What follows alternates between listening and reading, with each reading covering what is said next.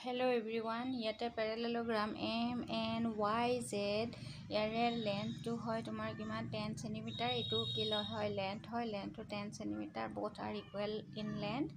এইটো breadth to তোমাৰ 8 cm breadth to কি হয় 8 cm আমি perimeter দুই ধৰণে উলিয়াব পাৰো sum of all side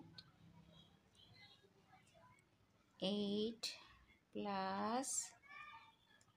10 plus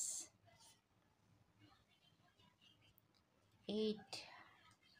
এতিয়া সোয়া 10 plus 8 18 18 plus 10 28 28 plus 8 is 36 cm ঠিক তেনেদৰে আন এটা ফৰ্মুলা আমি এপ্লাই কৰিব পাৰো ইয়াতে তোমাৰ সোয়া লেন্থ কেটা দিয়া আছে দুটা লেন্থ দিছে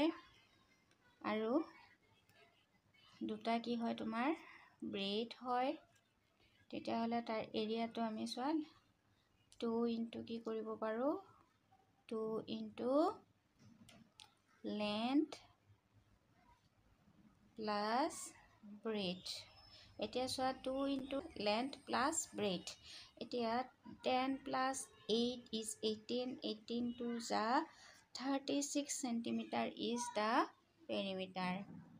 ভিডিওটো যদি ভাল লাগিছে লাইক শেয়ার আৰু কমেন্ট কৰিবা আগলৈ এনেবোৰ ভিডিও পাই থাকিবলৈ মোৰ চেনেলটো সাবস্ক্ৰাইব কৰিবা